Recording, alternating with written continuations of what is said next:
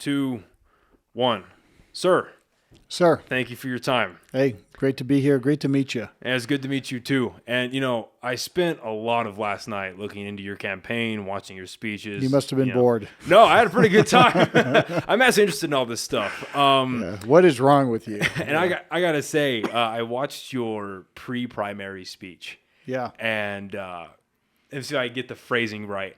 Crotch-grabbing evil witch in Santa Fe was fantastic. Yeah, I was told that that line was the line of the convention, and it just kind of hit me before. The first time I said that, I think it was at the Bernalillo County Convention at Embassy Suites, right down here. And I wasn't sure if I was going to say it. You kind of have to, when you're in politics or anything, or in business, you have to read the room. Yeah. And and that line is actually true. She is a crotch grabber. She had to pay $150,000 to James Hallinan, and she also did it to another gentleman years ago named Eddie Dayhart. And we've heard of other instances where she's done that. She's just an awful, nasty woman. She is evil for what she's done to the state. I'd probably take the witch out because I'm not sure if she can fly in a broom, but... so I would probably take that word out, but she is an evil, crotch-grabbing governor. Yeah, and what's going on in our state right now is... It's unconscionable. Yeah, I mean, you look at where we are in education under her watch, and I would ask Democrats, if she was a Republican, would you vote for a Republican who put a state is last in education, highest high school dropout rate, rated the most dangerous state by the FBI, highest unemployment rate, highest COVID death rate per capita. We lost over 40,000 40% of our small businesses here. You look at all that with, an open border, drug addiction issues through the roof, homeless through the roof. You saw my commercial over real close to here in Coronado Park.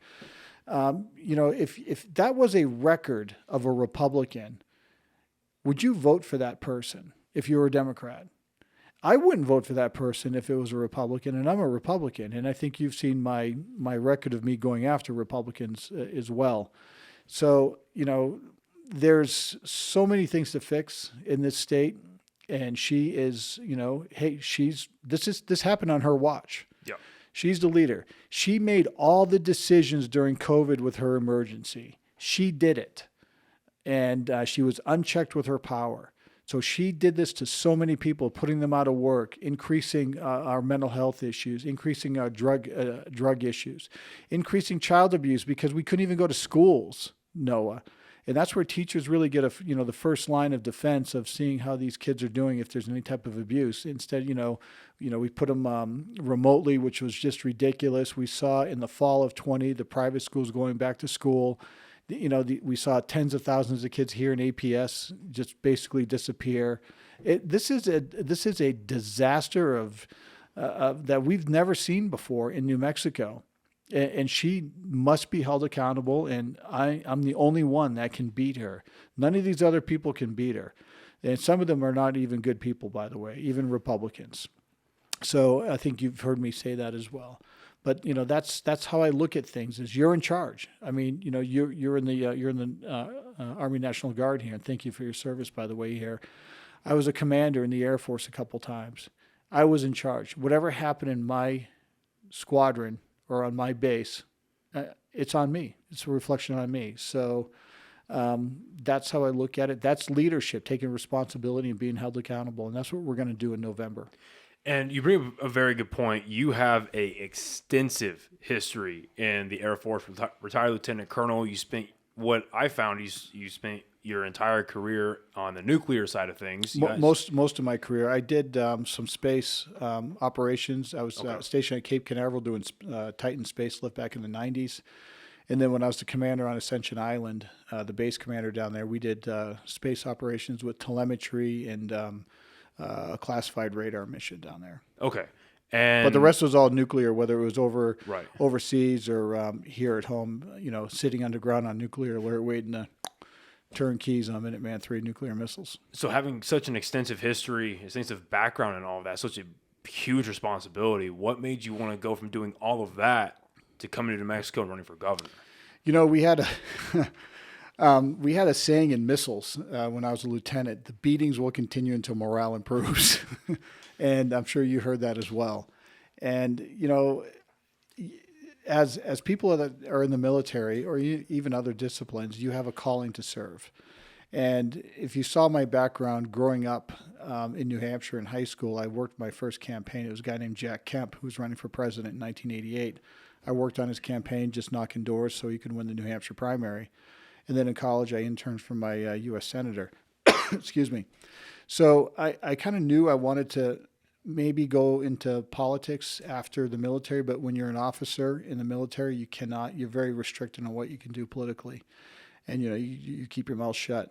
You're trying to be as apolitical as possible. So when I retired in 2016, I fell in love with New Mexico. I was here several times in the Air Force. And I thought, you know what, I see a lot of problems in Sandoval County, and I think I can maybe have an impact. And what we've done up there has just been incredible.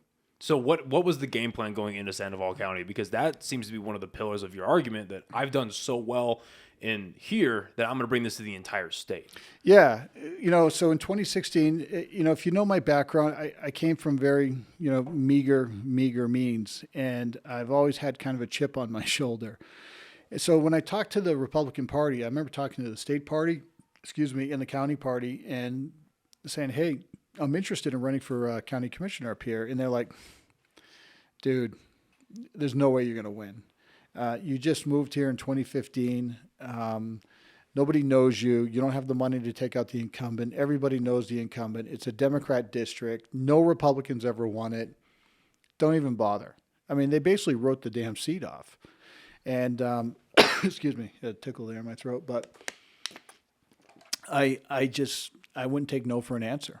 And I wanted to prove them wrong. I had a chip on my shoulder. And for basically 9 months, I was out there campaigning every single day, knocking doors.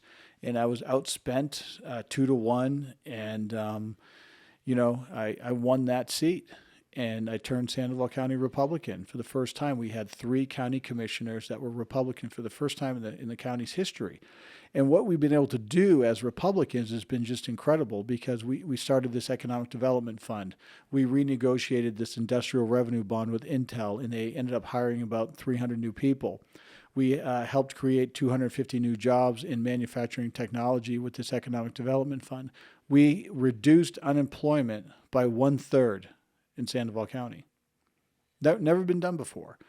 You know, then I saw how corrupt the county government was, and I put forward an ethics ordinance and got that done. You know, we saw the ridiculous, gun grab coming down from the Roundhouse in 2019. I worked with Republicans and Democrats to pass the Second Amendment Sanctuary County. Then I was looking around why New Mexico is doing so poorly, and I looked at our neighbors doing extremely well. And that's why I'm the first commissioner in the history of New Mexico to sponsor and pass a right-to-work ordinance. And that was done in 2018. We got it done in 10 counties, Republicans and Democrats. And I knew that was not a very popular thing in my district, because it's mostly Dems, but it was the right thing to do. So I put my political career on the line, my seat on the line, to get that done. So when you look at everything that we've done up in Sandoval County, as Republicans and Democrats, by the way, it's the fastest growing county. My town, my hometown of Rio Rancho, is named the best place to live in New Mexico. My village of Corrales, I represent, the safest place to live. So you look at Sandoval County as a beacon of hope and a beacon of prosperity.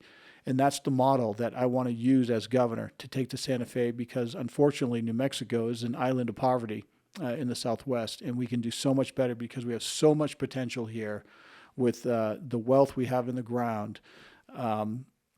3 Air Force bases, 2 national labs. We have incredible people that are, very well educated, and we have incredible weather here. You can, businesses can operate here. You don't have to worry about snowstorms or tornadoes or earthquakes or anything like that. This is the place to be. And when you have bad leaders putting bad policies in place, you get bad results. And that's the problem that we have here in New Mexico, and it's got to change. The podcast is brought to you by one of our brand new sponsors, Bucked Up Nutrition. Look, it's no secret that I love going to the gym. Fitness and nutrition is a huge part of my life, and Bucked Up has partnered up with the podcast, help support it. I cannot be more excited. This is one of my favorite workouts. It's a high stimulant nootropic. I'm hitting PRs today, so I cannot wait to use this. The Banff Black by Bucked Up Nutrition. They've also got, as you can see, some awesome clothing here. With my t-shirts, I personally prefer the short logo here. Use our promo code at checkout, OKPod20, to get 20% off of awesome clothes, supplements, all their products here to include their stacks. That's OKPod20, another awesome stringer here for an additional discount at checkout. So I agree completely, and I definitely want to get into the potential of the state because I think there is an abundance. But to close out your point in Sandoval County with the right to work initiative that you guys put forward, what were the specifics of it, and then what did that do to revitalize that county? Well, so it really put Sandoval County on the map because we work with something called the Sandoval Economic Alliance. And this is an organization that is, it's a private-public partnership. It's funded by the city of Rio Rancho, Sandoval County, and private businesses. And basically what it is if you know are working at Sandoval Economic Alliance, you're working with site selectors all over the country saying, hey, come to Sandoval County. Yeah, we have a lot of room to grow. We got a great infrastructure, safe streets, good schools. And by the way, we're right to work as a county. And that really got a lot of attention. But unfortunately, Santa Fe killed it in January of 2019. Right to work basically means is you're not forced to join a union. And in fact, that same year we were doing right to work county by county, a Supreme Court decision came down called Janus. And Janus was a government worker in Illinois who said, I'm not going to join the union because he was forced to. That went to the Supreme Court, and they said, all right, you don't have to join any public union. So I think on the private side, we'll see a case similar to Janus sometime down the road.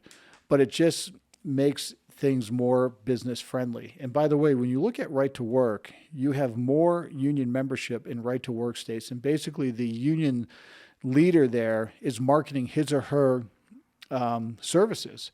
So like, all right, hey, no, I'm your union rep. I'd really like you to join the union because we do this, this, and this for you. And you can say, no, I don't think so. I think I'll just be an employee on my own and do my own thing. Or like, all right, Jay, yeah, sure. I'll be a member of the union. It just gives you the choice. That's basically it.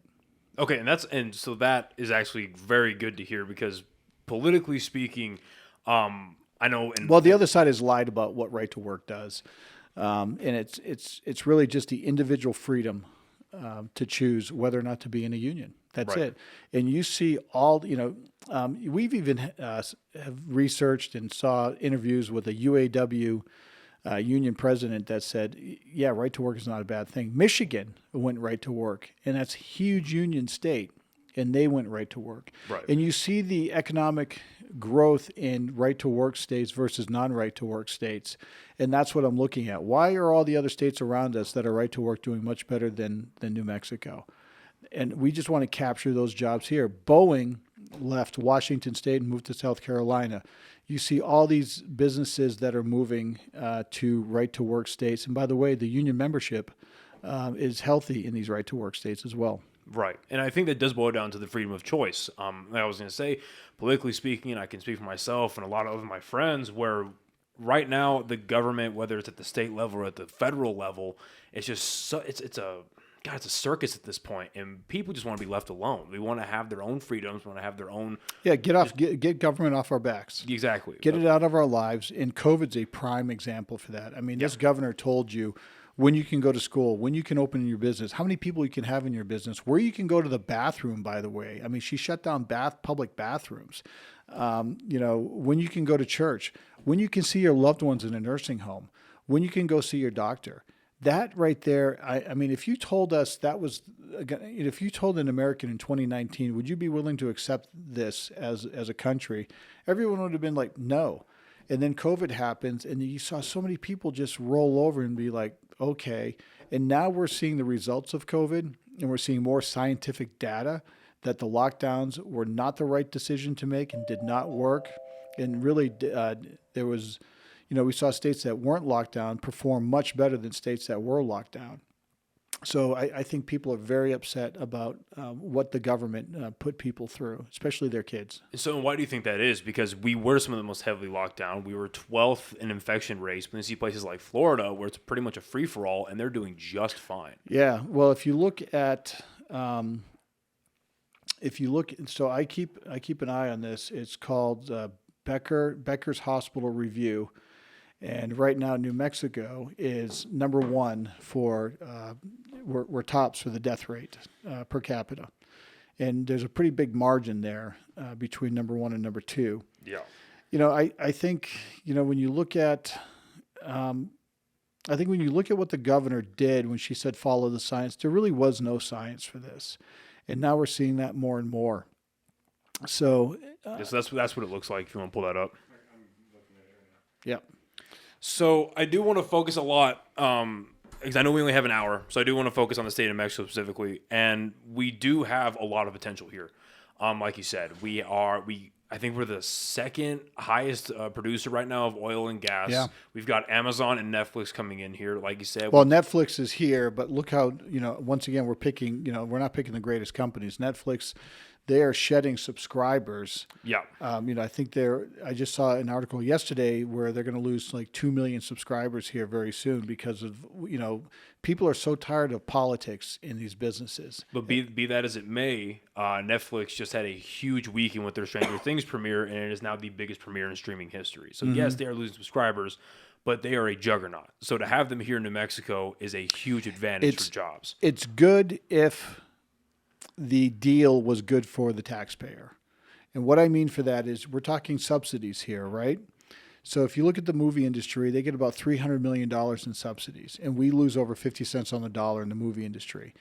I can't support that. Do I support the movie industry? Yes, but I think that needs to be renegotiated to make sure that we as New Mexico, as New Mexicans aren't getting, screwed holding the bag. Because what you see is, Hollywood comes in here with the higher paid jobs and everything, and we, New Mexicans are paid less than what these people come in here for. We have a lot of extras here that aren't paid that much. And by the way, they were still making movies during COVID here in New Mexico when the governor shut down New Mexican small businesses. So my point is, listen, I'm more than willing to have Hollywood come in here and make movies. There's no better place to shoot movies than New Mexico, but I'm not going to do it at the expense of New Mexicans. I'm not doing that. Same thing with any deal. I talked about our economic development fund we've done in Sandoval County.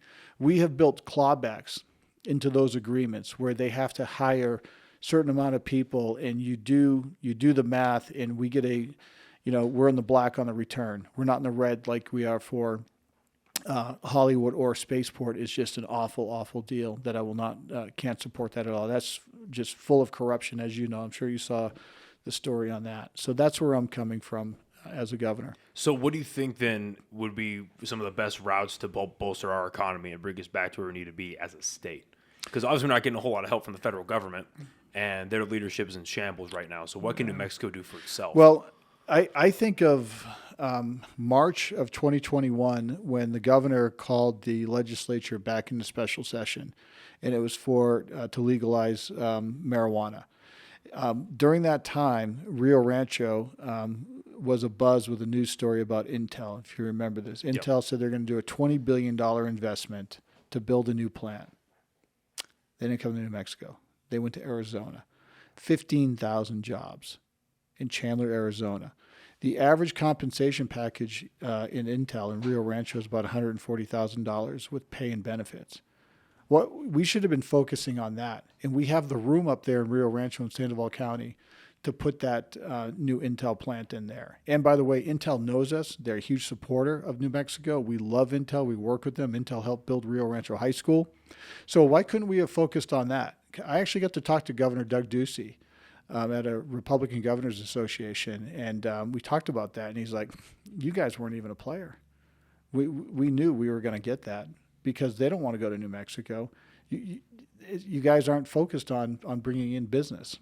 This is a non-business friendly state. Imagine what 15,000 jobs would have done to this the Albuquerque, Rio Rancho, Santa Fe metro area.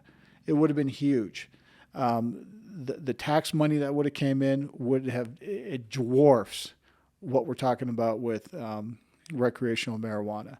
So I would love to see more technology manufacturing come in, but I also want to see it come in at the rural areas, because the rural areas in New Mexico and in this country are dying. And I would argue rural America feeds America. Rural America, especially rural New Mexico, powers New Mexico. And we focused on that in the county commission. Again, no one else has this experience, Noah.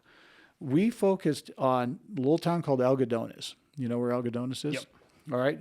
So we were able to get 2 small business manufacturing companies in there, 50 jobs. That's huge. And they pay, and they pay between $60,000 and $80,000. Yeah. That's huge. That's what I'm talking about. Because when you go to Lordsburg and Deming and Tucumcari and Grants and Espanola, these places are dying.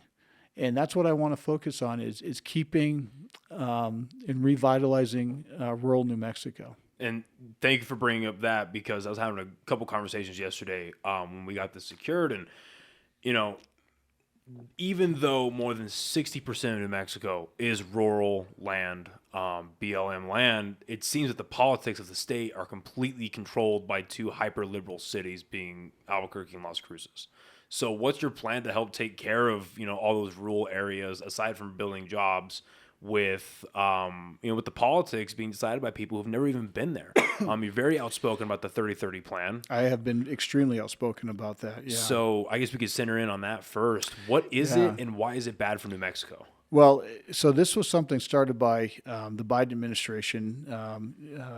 Biden himself signed off on this executive order, and Grisham, who just loves Joe Biden, followed right along, signing a 30-30 executive order. You can go ahead and Google what she signed.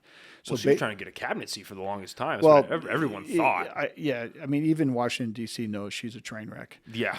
Which is why they didn't take her. If she was really that good, she'd be in Washington, D.C. But even they realize, they know about her history of being very difficult to work with, and they know about her sexual assaults, and they know she's just been an awful governor.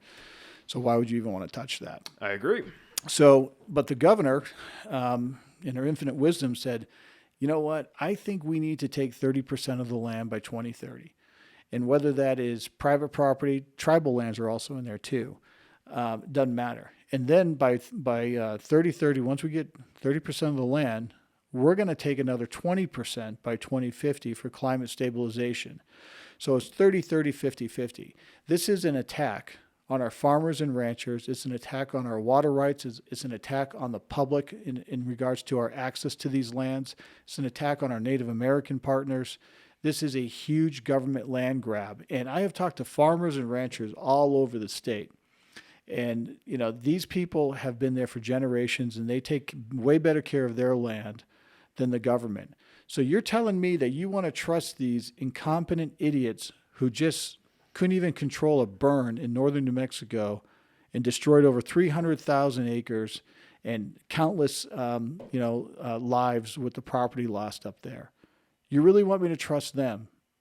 No, not at all. And that's why when I am sworn in, that's one of the first things I'm doing within the first 7 minutes is signing an executive order overturning this 30-30 ridiculous government land grab. So on the flip side of that, because again, the methods of which they're doing it obviously are not the best, but the end goal is land conservation to preserve the ecosystems there. What would be like your idea of attacking that rather than just having government overreach come in? Well, like I just said, I trust the people who are actually working the land day to day. They know a lot better of what's going on and how to ranch better in the eastern New Mexico in the Portales area or down in the Lordsburg area than Santa Fe does or Washington, D.C. That's what I'm saying. I'm not going to have the government encroach upon their lands because these people are under so much scrutiny right now and so much regulation where they're going out of business. So I want to roll back some of those regulations. I mean, these people, they want to pass on this land to the next generation. That's a good thing. Yep.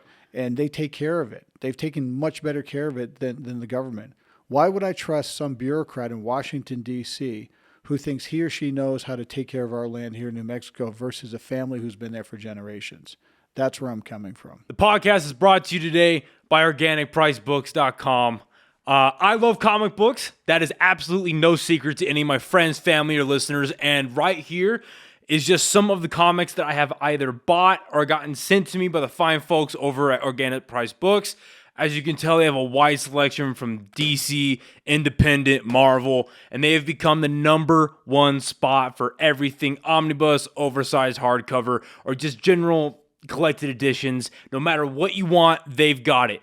Go to their website and at checkout, use our promo code, just my name, Noah, Noah, to get additional discounts on top of what they already offer, which ranges anywhere from 30 to 50% off. OrganicPriceBooks.com, use my promo code, Noah, Noah, and start reading comics today. No, yeah, that makes perfect sense to me. And I think it just all goes back to the point that the bigger government is not working. And it never has. And I don't think at this point it ever will, especially in a post-COVID age. I mean, did you ever even try calling a state organization to get an answer on the phone? No. Or send them an email? Nobody emails you back. Nobody knows the rules. Nobody calls you back. I mean, it's just government needs to be limited, and it needs to be focused on serving the people there. And instead of just being a hindrance and strangling, businesses and ranchers and farmers and oil and gas workers. And by the way, if government oversight was so great and we loved it so much, go take a look at these Native American tribes in Pueblos and how they're doing with complete government control. How are they doing? So that brings up a very good point. So what is your plan to help out the reservation lands that are suffering right now? Yeah. So in my county, we have 12 tribes and pueblos. That's the most of any county in New Mexico, second most in the United States behind San Diego County. What we've done, and you got to remember, these are sovereign territories, so you don't really have a lot of power because the council and the governors and the lieutenant governors are the ones that run these tribes and pueblos. So you have to respect that, and we do.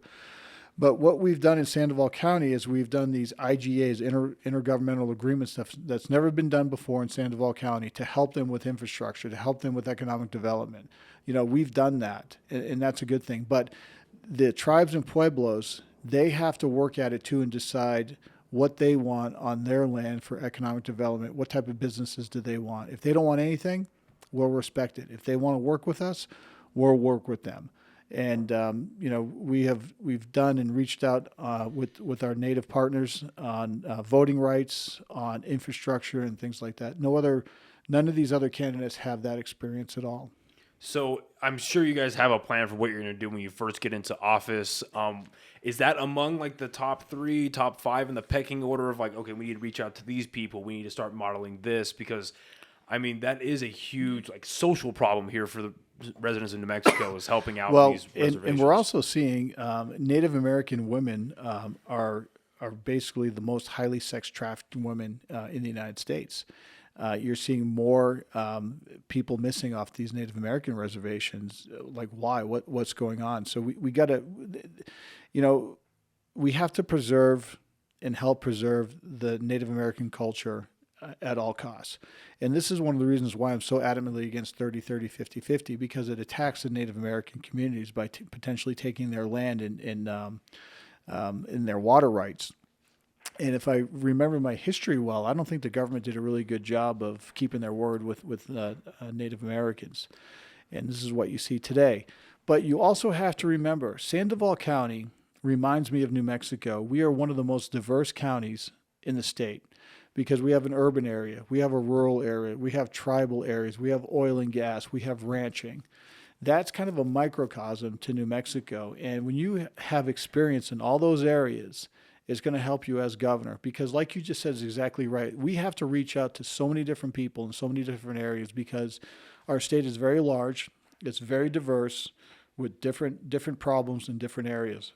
And why these boards and commissions that the governor appoints people to are so important is because you want to make sure that you have the right people on these boards from the right areas of the state to actually solve some of these problems in ranching and farming and oil and gas and Native American issues, game and fish as well. I mean, there's a lot of things that we have to fix here, And there's a lot of rules that are completely stupid that we have to either reform or eliminate. And that's why I'm going to be putting people on these boards and commissions from the right areas that have the competence and the integrity to do that, instead of someone who just gives you a lot of money to be on these boards. And you see so many people from Santa Fe, these cities, Santa Fe, Las Cruces, Albuquerque, that are on these boards. Why shouldn't they be from Deming or Hatch or Portales or Clovis or Clayton or Farmington? That speaks better. That gives you a more well-rounded group of people who understand New Mexico better than just people in the 3 cities in New Mexico. Yeah, no, you're completely right. Having those different perspectives is going to serve, not only you as governor, but because ranching in eastern part of New Mexico, in Portales, is different than ranching down in the southeast part of the state or the southwest part of the state.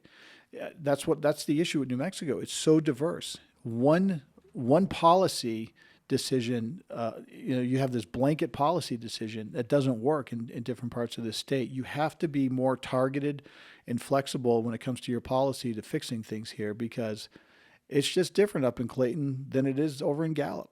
It just is. It's different up in Farmington than it is down in Hobbs.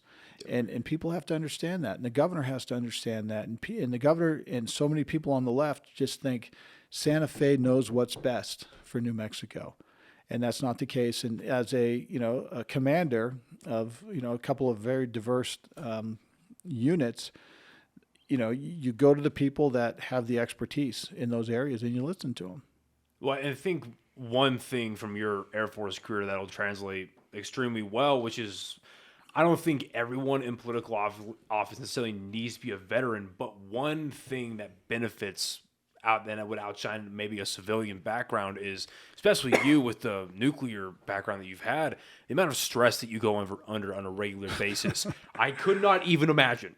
Good God, I could not imagine. So bringing that into government, having that stress management, having that time management, and the personal skills to speak to people who may or may not be in stressful situations under duress. Do you think that puts you above everyone else when it comes to making these decisions? The nuclear part it gives me an interesting perspective. But when you look at the 2 places I was a commander at, Ascension Island in the South Atlantic, it's a British island in the Netherlands. And then when I was a deputy group commander in Germany, working with all NATO American nuclear capable forces, I've had to work with different mission partners. I've had to do that. That right there helps me out. As a county commissioner, I've had to work with numerous different, I'll call them mission partners as well, whether it was private industry or tribal partners or things like that. That's the type of leadership experience that you don't just get at a snap of a finger, because you don't get that. No offense, but you don't get that standing in front of a green screen telling the weather. You just don't get that. This is leadership is critical, and the experience that I bring to the table of over 27 years of experience as a military officer, a leader in private industry, and an elected official in my second term. That's a ton of experience that you would want to hire to run the state. You don't want to trust someone who's just a puppet or who has, just an awful voting record in the roundhouse. You got to be very careful about who you hire as your governor. And this is why I think, number one, I won the pre-primary convention, but number two, I think we're going to surprise a lot of people because I'm known as the independent conservative. I'm not a member of any faction in the Republican Party. I tell it like it is, as you can tell. And it resonates around. We might not be the richest campaign, but I'll tell you what, we're not controlled by anybody. We're not bought and paid for. No, yeah, and I think that's what people need right now. And I think that is one of the things that stood out to me, that you wanted to come on a podcast, because this is about as real as it gets. I'm just here. We have this platform to have fun, have legitimate, honest conversations, and I think that's what people need to see from politicians, is that yes, your job title is politician as a governor, as a senator, as a representative, but at the end of the day, you're a citizen of the United States. You're a citizen of New Mexico. It's my job. Let me put it to you this way. When I was a commander, I would tell my airmen, I'm not here to be your friend. I don't want to be your friend. We're here to get a mission done. We're here to leave the place better than we found it. As an elected official, I tell people, look, I don't want to be your friend. I'm here to help leave Sandoval County better than I found it. Look, as your governor, I have no interest in being your friend. My job is to fix New Mexico. And once I'm done in office, I go on my way and I can just go back to obscurity and go do my own thing. That's how I look at this. And so a big part of that job that you brought up a little bit earlier is in the military, you've had to play nice with a lot of different people from a lot of different walks of life. And the divisiveness in this country right now is palpable. You can walk outside and almost taste it. So, well, you can look at my social media and just see what they say about me there. It's a cesspool right now. It is, and the stuff they've written about me of. There's been stuff written there that I was a war criminal. You're racist, you're a bigot. I was called a Nazi, even though my family, my dad's side is deeply Jewish, great Jewish history. These are just, they're keyboard cowards. They really don't probably have a great life, probably not happy where they are, and they just want to lash out and to, feel important or something like that. And those are people, by the way, that we have to go get. And we got to bring them back because we actually do care about them and we want them to do well in life. So what's the plan to when, let's say you did become governor, what's the plan to have, be an example to the Republicans that they need to be, cooperative and they need to be cordial with Democrats and then bring Democrats into your side? Because again, you'll have like Albuquerque, for example, with a very Democratic well, I have a history of that. I talked about the Second Amendment Sanctuary County.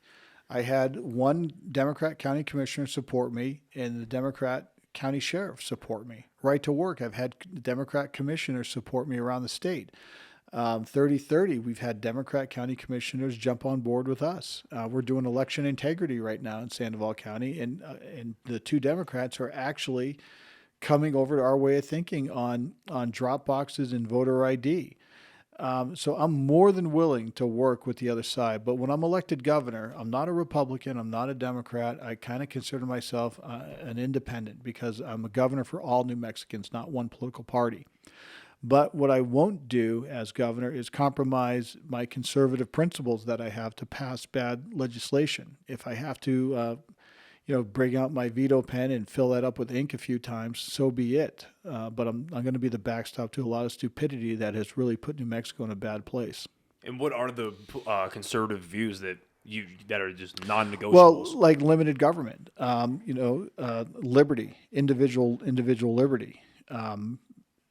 My view as a conservative is basically I'm going to support law enforcement. We're going to execute and support the laws, all laws on the books. We're going to focus on business development. We're going to focus on getting people back to work. We're going to focus on getting people from welfare back to work. We're going to be drug testing people. If you're getting benefits from the state, you're going to be drug tested. We're going to be doing incentives to get people back to work so they can be productive with their lives. We're going to, we focus, I believe, in school choice and different flexibility options for parents. I think the money should follow the child. I think the state should be offering some type of assistance to homeschoolers because they get nothing right now.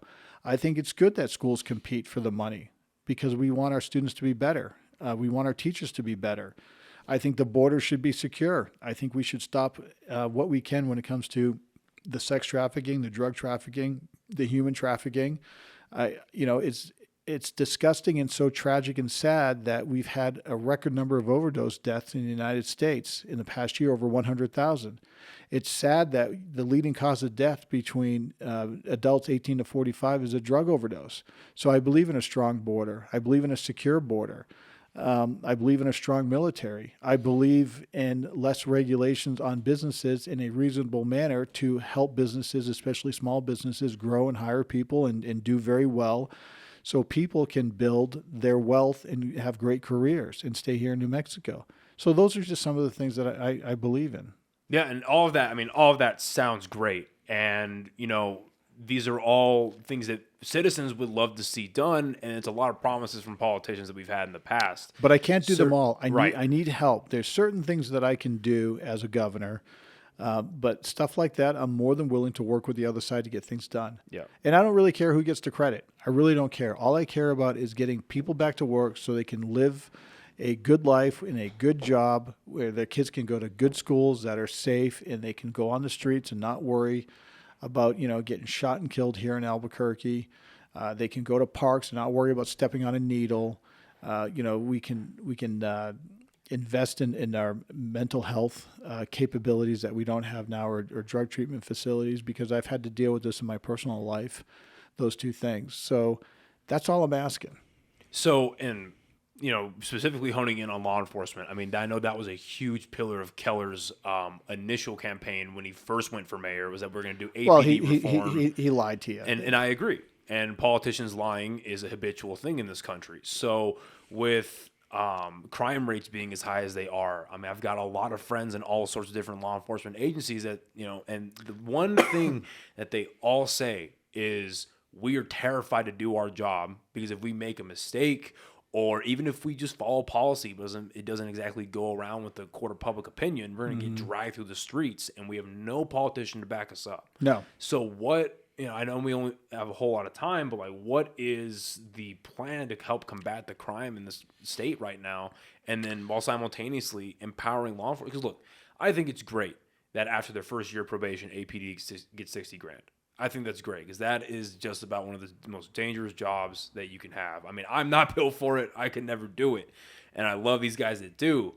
But just throwing money and a salary is not going to fix policing, and it's not going to fix the crime in the state. Yeah. So there's a few things. And I'm not saying I can do all this as a governor, but here's what I would like to see done is I would like to see judges hold criminals accountable. I would like to see catch and release stopped and bring bail reform back. When we had a Supreme Court justice named Charlie Daniels, he's passed away now. He went around in 2016 and lied to the entire state of New Mexico saying, if you just get rid of bail, because it's racist, we got to get rid of bail, crime's going to go down. What a bunch of crap. Totally wrong. Crime has just skyrocketed. So we need bail. We need judges to hold criminals accountable. We need laws that will actually hold criminals accountable. We need the qualified immunity back for our police officers. We need to respect our police officers. We need to reduce the retirement from 25 years to 20 years for police officers because we're losing record numbers of police officers. They don't want to stay for 25 years because of what you just talked about. And those who are eligible to retire, they're gone. They're gonna go because of all the scrutiny that police officers face. And I would argue, in a couple of things, I have the most law enforcement endorsements of any candidate. But I would argue when that police officer puts on that uniform, and you know this as well as I do for the places you've been and I've been, they go into a combat environment every single day. And these are human beings that make mistakes. And yeah, they should be held accountable when they make mistakes. But when you have to make split-second decisions, like I've had to make a couple in Afghanistan, and I'm not sure, we haven't talked about your service over in the Horn there of Africa, but, it puts a lot of pressure on them. I mean, these are men and women who have families, who have, issues at home as well. So I guess what I'm saying is they're in a combat environment every single day, and they should be respected. And what I'd like to do is that if they can retire here in New Mexico as first responders, I would like to say thank you and give them a 50% tax cut on their property taxes, because many of these first responders, especially police officers, they have physical issues after 20 plus years. They have some, mental health issues. I was diagnosed with PTSD with some of the things that I saw. And, they're still in their 40s. They're young and they can go have another career. But it's just a way to say thank you. Because right now you got these politicians who could care less about police. They care more about the criminals. They could care less about the public that they should be trying to protect. And I am a huge supporter of law enforcement. I've never turned my back on law enforcement. I'm the only county commissioner in the history of my county to get the union endorsement from not just our police, but our firefighters, because I support them 100%. So I think, adding to their benefits, cutting down the retirement time, I think that's a great thing to look at in the back end. But as far as the immediate goes, what is the plan? Because I think there has to be a huge rethinking when it comes to the initial training and the ongoing continuous training while they're at the department, because that's another complaint I hear is that the department doesn't train them enough, whether it's because they don't have the proper leadership or the funds. So training police officers. They go through immense amount of recurring training every year, like you and I did in the military. When I talk to police officers, especially APD police officers, they're going through a ton of training. And I don't think that people understand how much training that they go through a year.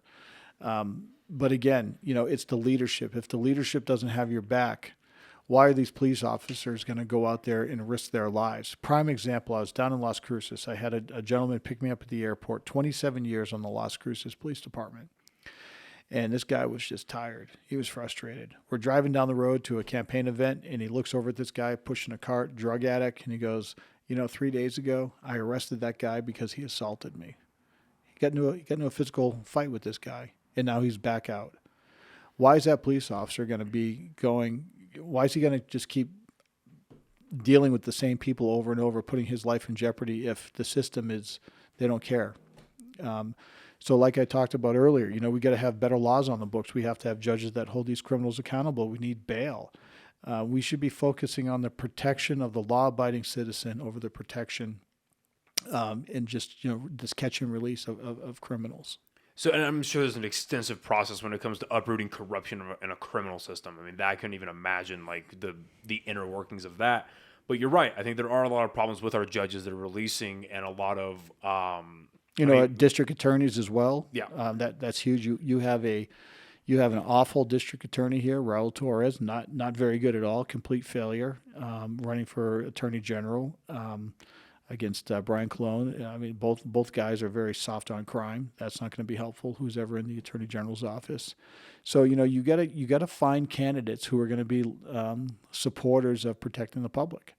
And you don't have it right now with some of these people that are in office or running for office. Yeah, and so this probably what is the mindset going into that? Saying we need to make tough decisions, and I think it's good that you said earlier, I'm not here to be your friend. I'm here to do a job. The mindset is people want to get reelected. They want to be your friend. They don't want to take a stand. This is why people just can't stand politicians, because they don't want to take a stand. They don't want to upset this side or this side, and they'd rather be in the middle, upsetting both sides. The one thing I think that attracts a lot of people to me is you know where I stand.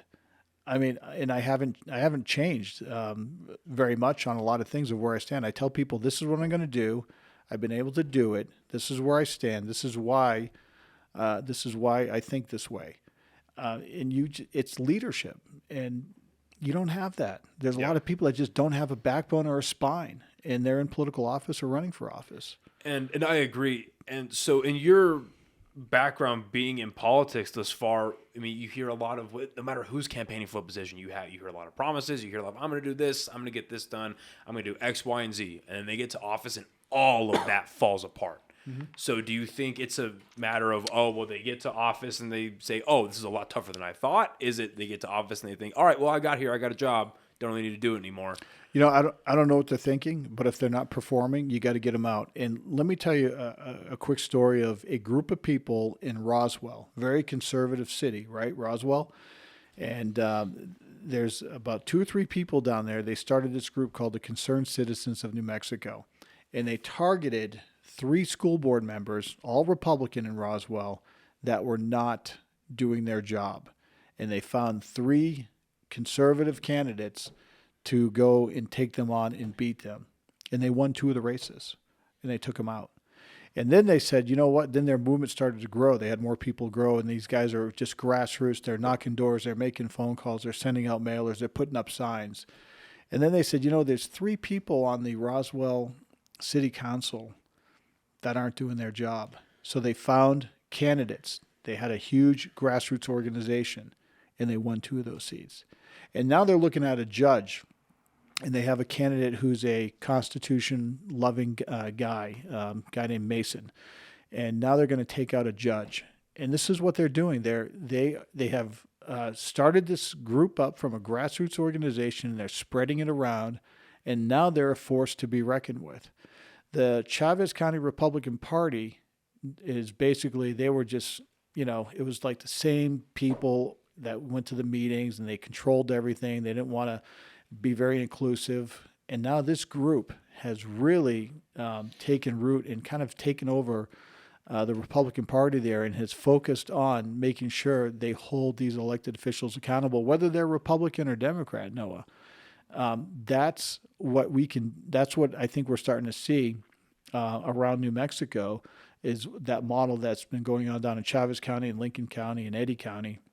And by the way, that's why I won the state convention, because a lot of people were so tired of your typical professional politicians, people like Ronchetti or Dow that will say one thing for money but do something else. They're tired of it. They see right through that. And this is why, this campaign of Jay Block it's taken off, and it's something that the state of New Mexico has not seen in a gubernatorial campaign before. I agree. Before we continue, can you give me a timestamp real quick? 49. All right, sweet. So we have another hour and a half left. And if you needed to step out, just let me know. It's going to be a 9-hour interview. So it's very tough to talk. Do you get other politicians or candidates? Not thus far. Not yet. Oh, really? I'm your first one? Yes. Oh, all right. That's great. So it's very tough. I hope you start doing that too, by the way. I hope so too. Trust me. I love doing this. I love being able to sit down and just, because you gotta be a neutral interviewer, and you're doing phenomenal, by the way. Thank you. You gotta say, all right, so why do you believe that, Jay? Or why do you take that stand? Well, what about this? What about this? And that really makes for a great interview, by the way. yeah. I just want to see where you're standing, see how you're feeling, and then I I want the best for where I'm living. Yeah. I mean, it's where I'm living. I know. I just want the best for what's going on. I mean, right for an Army guy, you're pretty smart. Thank you. I appreciate that. Yeah. And it's tough right now to talk about the Republican Party without mentioning Donald Trump, because ever since he came into office, had his 4 years, and then left office, it seems like the Republican Party has just become synonymous with Trump.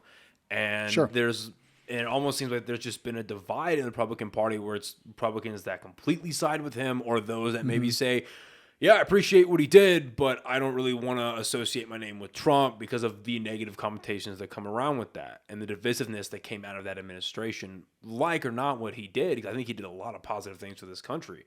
I think a lot of that's undeniable. Personally speaking. And I think you're seeing a lot of buyer's remorse. For Biden. I completely agree. For Biden. Like, listen, you know what? I can put up with, Trump's mean tweets or whatever else because, people are like, oh, are you running on Trump? And I'm like, I'm running on the policies we had under Trump compared to what we have now. Yeah. We didn't have, record inflation. We didn't have, we had energy independence under Trump. We had a secure border under Trump. We had record unemployment under Trump. Yep. And by the way, Trump was not there to be your friend. He was there to get a job done. And the one thing that I don't think Trump really grasped was when he talked about the swamp. I don't think he really understood how deep and wide the swamp is. In the Republican Party, one of the reasons why I love the Republican Party just because of the philosophy it stands for, but it's a party that it's rather dysfunctional. It's a dysfunctional family. We argue with each other because Republicans are pretty independent and critical thinkers. Not all of them, but that's how I view it, right? Yeah, not all of them. Not all of them, but that's how I view the party as we fight and argue. Where the Democrat Party, to me, they seem to go just together. They seem to be more united. But I think we're seeing a lot more fractions, and we're going to see fractions in the Democrat Party after November because it's been hijacked by far leftists. And it's not the Democrat Party anymore, especially here in New Mexico. When I talk to, older people like, John F. Kennedy, he's a Republican. This is a guy who is pro-life. This is a guy who is pro-military. This is a guy who cut taxes. This is a guy who's an NRA member. This is a guy who had an America First policy. John F. Kennedy could not win a primary today in the Democratic Party. I agree. No, there's no way he could. But our party is fractured, especially here in New Mexico. You have two different factions from what I see. I could be wrong. I see the Steve Pierce faction, and then I see the Susanna Martinez, Jay McCleskey faction. And that has really damaged our party. And you're seeing it now in this campaign running for governor with Mark Ronchetti, who has aligned himself with Jay McCleskey, who has a history of destroying people in the party, which is why Ronchetti lost in 20 to Ben Ray, who was a worse candidate than MLG. In my opinion, MLG is a much tougher person to beat than Ben Ray Lujan, and which is why I think you're going to see Ron Katie's political career be over after this election. But we have to come together as Republicans. We have to park our egos at the door, which is tough for a lot of people, and understand we are a party to. This is a conservative state, New Mexico. I know it is, and I know these people. I've been all over northern New Mexico. They're conservatives, and when you talk to them about 90 years of what the Democrats have done, it should be an easy decision for them. And this is the challenge that we have in the party, to make sure that we find the right person who can relate to New Mexicans, like I can with my past, my family history with drugs and mental health issues. I can relate to that. I can relate to being poor, growing up in poverty. I can relate to some of the leadership issues that the state has because I have the leadership experience to help New Mexicans. And I think that's what makes me a more attractive candidate, not just in the Republican Party because I don't belong to any faction, but because people look at my campaign and what I stand for as not just a Republican campaign, but it's a New Mexican campaign. And that's where we have to start thinking. Yeah, and I agree. And I see, quite frankly, I see a lot of similarities in just the way that you've been describing it between your campaign strategy and Trump's. Where yes, he is in the Republican Party, but he's not like the politician. He's not the I am the insert every single soundbite that you've heard. He's for more the last of a populist. Years. Yeah. And do you feel like that is very akin to what you're doing? And that's kind of like I'm just here to help. I kind of look at my campaign. So I look at different campaigns. I look at the Youngkin campaign in 2021. I look at the Trump campaign in 2016. I look at I think his name is Durr. He's a truck driver out in New Jersey who took on and beat the sitting longest serving state senator in New Jersey. I look at all these underdog campaigns, like prime example, Jesse Ventura in 98. He ran as a third party and won governor and became governor. If you analyze all those campaigns and you look at the messages of all those campaigns and how they won, and I like looking at that type of stuff. I have really, in my opinion, I've targeted my campaign as an anti-establishment guy because I've never been in the cool kid club. I just never have. If you look at my record, I've gone after Republicans and Democrats. I've just been like, this is who I am. This is what I believe. And my results that I've worked with Republicans and Democrats have been very, very positive. So I think there's people that are threatened by our campaign in the party because I'm a guy who just won't be controlled. I'm not a puppet by any means. I'm very strong-willed, and I'm there to get a job done. I've been called kind of a bully, and I get it. I'm not a very patient guy. I think government is too slow. I think we can get solutions faster to the people to make their lives better. And I'm not a conventional candidate by any means, nor will I ever be. So you've spoken a lot about using the executive order ability, and do you think that's the right way to go about it when it comes to bringing Republicans and Democrats together, kind of using that ability rather than maybe having a little patience and saying, hey, we need to get them on our side? No, not at all. Not doing that. Okay. Why not? Because the governor has used those executive orders, those edicts. And I say, and you're familiar with what I say in the first 7 minutes, I am going to do this. I'm going to sign an executive order banning 30-30. I'm going to sign an executive order banning forced vaccines. I'm signing an executive order banning vaccine passports. I'm signing an executive order banning critical race theory. I'm signing an executive order that mandates boys compete with boys and girls compete with girls. I will do everything I can to reimburse all those people, businesses, and churches that had to pay a COVID fine or waive the ones that are outstanding right now to return their money because the governor broke her own COVID rules. Those are things that I think I can do as governor, as well as work through the rules and regulations as well to help the state of New Mexico. I am not going to wait.